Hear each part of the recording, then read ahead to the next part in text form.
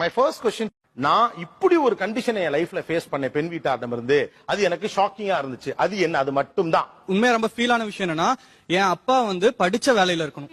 புதுசா இருக்கு. சரி, இத யார் அந்த வீட்ல கேக்குறாங்க?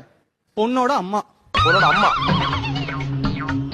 என் வாழ்க்கையில இன்னும் நான் எல்லா குடும்பங்களை பார்க்கணும்னு இருக்கும் எனக்கே தெரியல. ஏகப்பட்ட போட்டோ கேட்டுச்சு, நிறைய போட்டோ கேட்டுச்சு. எதுக்கு தெரியல, எல்லாம் பார்த்துட்டு ஏதோ ஒரு மிஸ் ஆகுது. போட்டோ ஃபேஸ் இல்ல, அதெல்லாம் வேண்டாம். பெரிய பி சுஷிலா, லதா மங்கேஷ்கர், ஆசா போசா.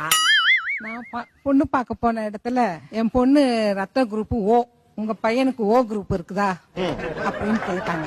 ஏம்பா ரத்தத்துல கூட ராசி பாப்பீங்க? நான் பித்தத்திலேயே பாக்குறவன். இவர் என்ன குரூப்? இவன் வந்து A+.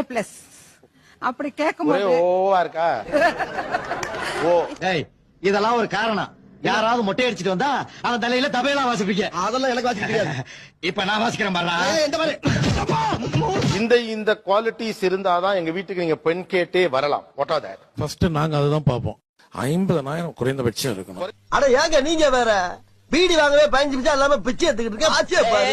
30,000 1 லட்சம் கூட பையன் வாங்குறாங்க. இங்க எல்என்டில ஒர்க் பண்றாரு, டிப்ளமோ இன்ஜினியர். யாராச்சும் இங்க கட்டிக்க வாங்கலாம்னு கேளுங்க.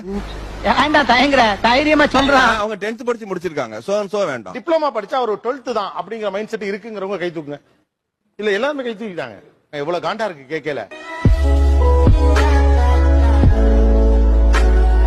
அந்த லாஸ்ட்ல இருக்கிற தேர்ட்ல உட்கார்ந்துட்டு இருக்கிறவர் சொல்றாரு, எனக்கு ரொம்ப காண்டாவுது அப்படின்னு சொல்றாரு. இதே நீங்க வந்து பொண்ணு வீட்டுல வந்துட்டு கேட்கும்போது இத்தனை சவரன் போட்டுதான் ஆகணும்.